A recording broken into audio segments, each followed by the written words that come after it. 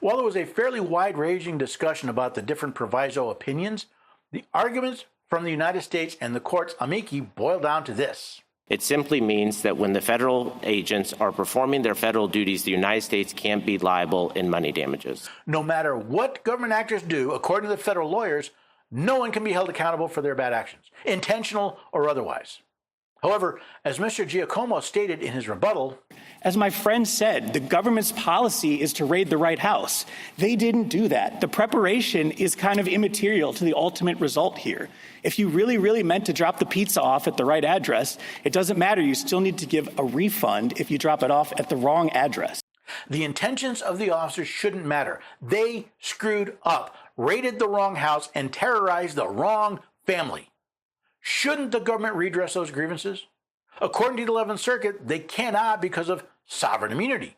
But as I've already shown, sovereign immunity is an antiquated concept incompatible with the Constitution. Let's start with the Supremacy Clause.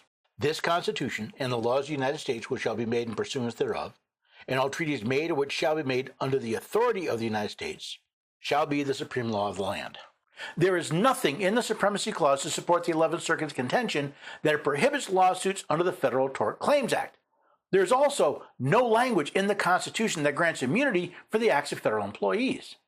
The Constitution is the supreme law of the land, not some government sovereign. Not even Congress can legally supersede the Constitution, since only laws made in pursuance of the Constitution are considered supreme, which means that while the FTCA is constitutional, the exceptions are not because they violate the First Amendment. Congress shall make no law abridging the right of the people to petition the government for a redress of grievances. By abridging the right of the people to petition the government for a redress of their grievances, the exceptions in Section 2680 are unconstitutional, invalid, and void. As usual, we'll have to wait and see how the court decides this case. If it were only a question of the law and the Constitution, it'd be easy to predict. However, as we've seen so often with this and other courts, it's less a question of the law and more a question of the mood of the justices. Personally, while I find the actions of the FBI both negligent and reprehensible, the actions of the district and certain courts are irresponsible, culpable, and impeachable. Those judges took an oath to support the Constitution, an oath they denigrated with their vile abuse of power.